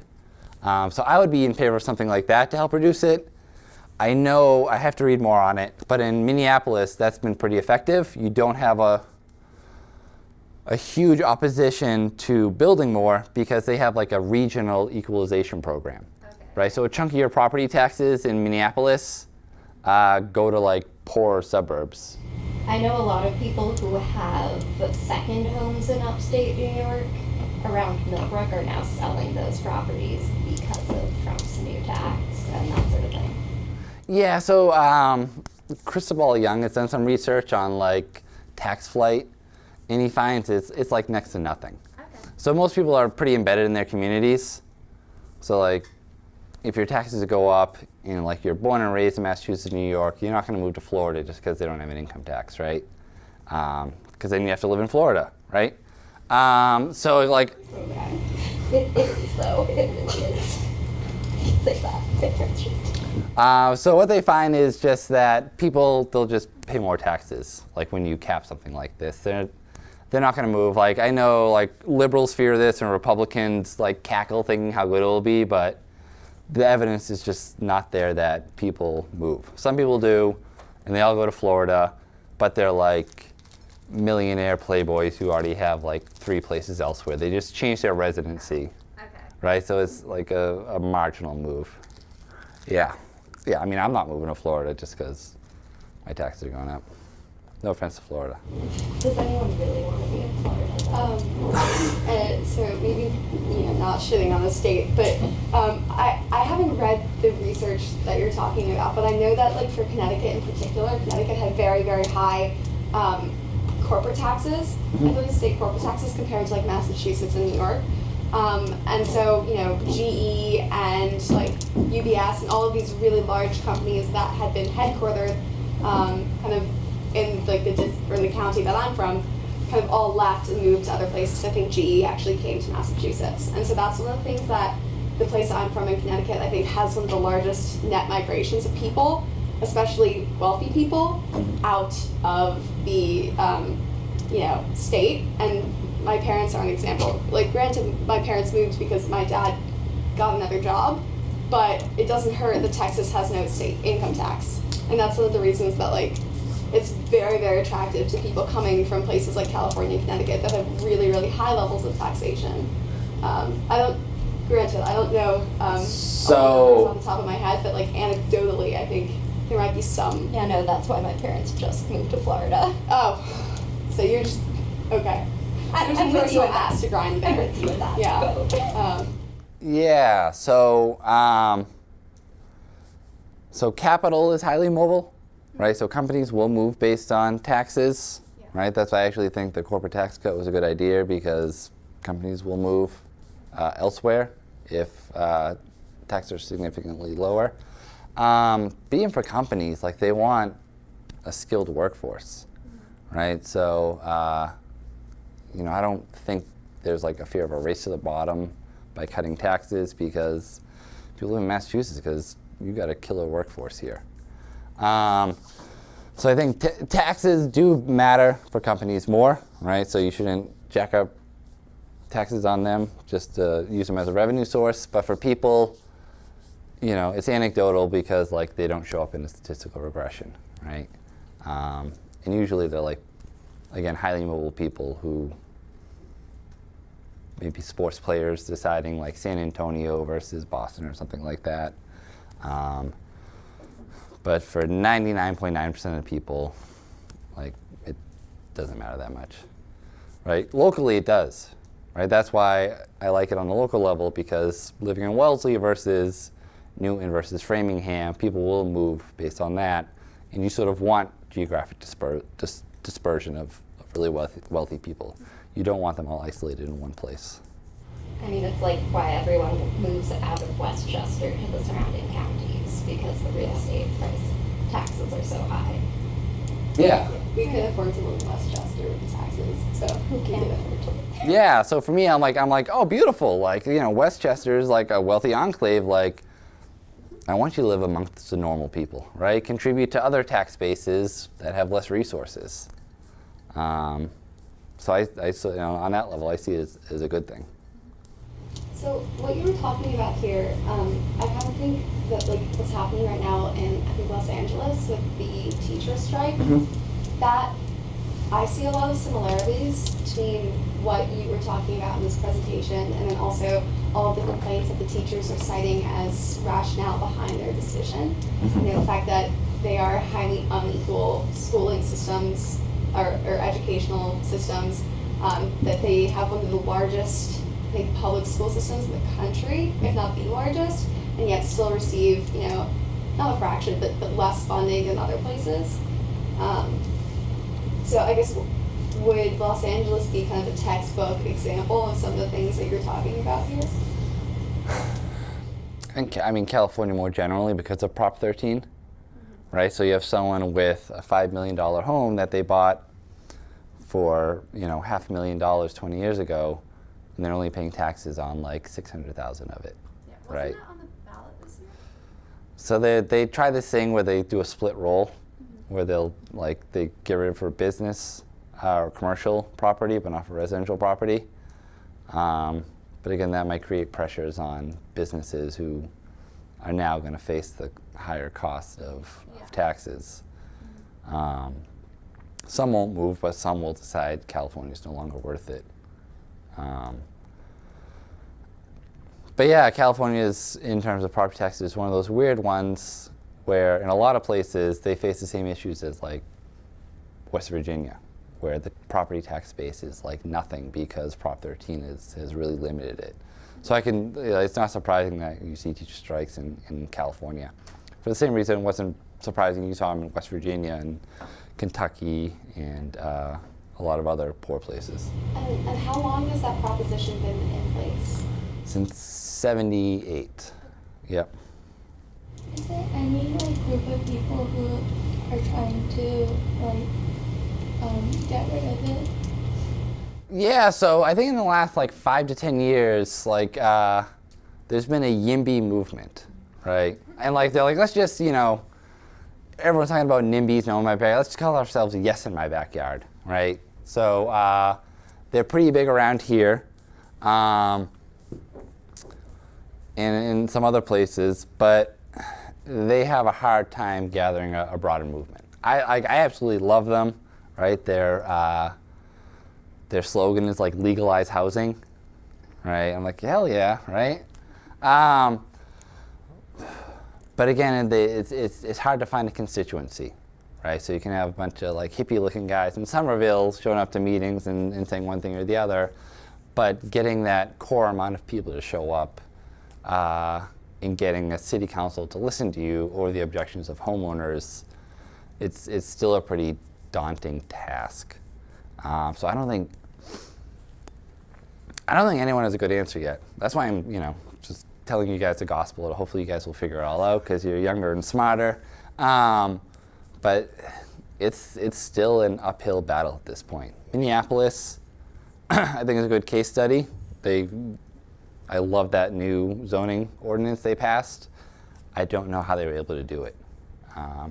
We've seen them fail in California multiple times, Massachusetts multiple times, New York multiple times, and these are like really progressive areas with big YIMBY movements. So I don't know is the short answer. Isn't Minnesota also like overwhelmingly white and northern in terms of like backgrounds? Metro Minneapolis, I think, is more diverse in. Minnesota has a reputation, but they have pretty large proportion of people of color. Okay. I believe. I'd have to double check on that. I just looked it up. It's about 34 or 64% white, which is less than the national average, or about the same. Okay. Is that the metro area or? Yeah, so Okay. in Minnesota, it's 85% white. Okay. So they're not, the metro area is not super white, it's just like regular white. Yeah, so that might have, that might be an obstacle too, right? If you're integrating a low-income white neighborhood versus a low-income black neighborhood, people are going to react very differently. So that's why I think you guys should all study Minneapolis to see how they're able to do it. It sounds like race wasn't, they were able to overcome racial obstacles. I'd be curious to know how. All right, thank you guys. I really appreciate you coming out here and talking about land use regulations and taxation. I hope you continue asking these sorts of questions. I think this is a super, super important topic.